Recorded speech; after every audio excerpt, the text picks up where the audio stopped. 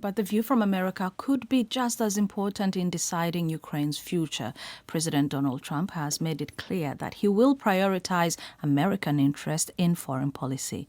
I've been speaking to a supporter of the president, who's also spokesperson for the Republicans overseas, Erol Morkoç. I began by asking him what he makes of the president's stance on Ukraine and the war that was launched by Russia. Well, we've seen a very different approach to diplomatic policy, and we have a president who has a mandate from his constituents and is bringing an America first sort of perspective to this situation. And that is not in a sense that we're trying to pull away from the responsibility that we have to the situation, but rather to bring about a end of this rapprochement, détente. This is what Trump is. He's a man who focuses on peace and economic engagement rather than war and further escalation. So I think you've seen a very asymmetrical strategy, something that people would not normally expect to see out of a U.S. president, whether it was throwing Zelensky out of the White House or the temporary suspension of military aid. But you have to think about it from a strategic point. Unconditional support leads to complacency. By pausing aid, he signals an urgency for achieving peace. And now we have much more negotiations. We have Zelensky back at the table. You saw when he talks about the rare earth minerals. I mean, it's a 50-50 split. No mining company would ever do that. It would be 90-10 with the host country. So this is effectively a charity operation to help industrialize one of the least industrialized countries in the Ukraine. So right there, you see a direct link to economic prosperity being the solution here.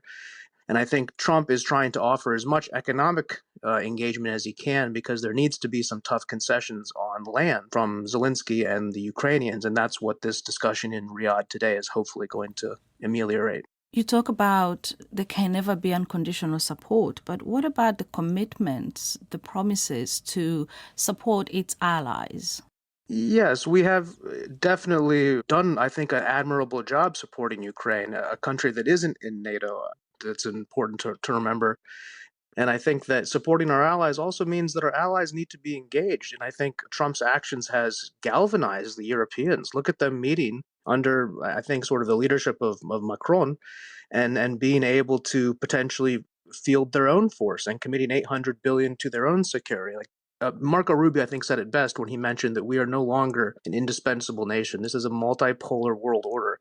And so Europe, as a great ally, can step up into this slight power vacuum and fill it. And I think that would be a great situation. And I think the U.S. hasn't pulled any sort of long-term support from this situation. I think this is a short-term attempt to bring both parties to the negotiation table because in the end, there's a lot of American contractors and a lot of American money that has been washed through this entire process. And a lot of people have an interest in perpetuating this war. And that's something that Donald Trump wants to stop. I mean, if you look back to the warnings of Eisenhower on the way out of the presidency against the military-industrial complex growing to the size it is, I think now you're seeing the aftermath of that. So I'm very proud that my president is doing this.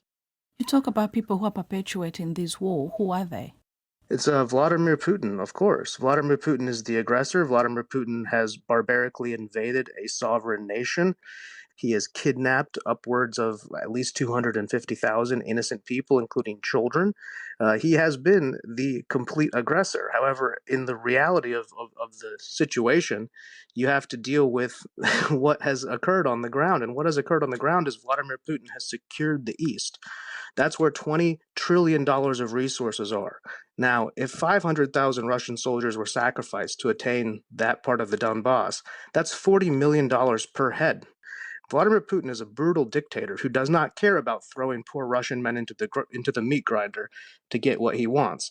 So now you have to deal with somebody who is not a rational actor, which is very tough if you're a game theory strategist.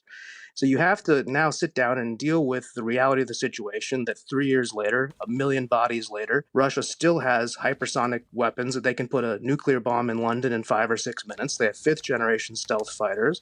They're the ones who are propping up Iran. And we have a giant international uncertainty in the economic markets that has been caused by this.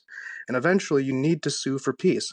When a war comes to a stalemate, you have to look for peace, even if it's tough and even if the concessions are not land-based.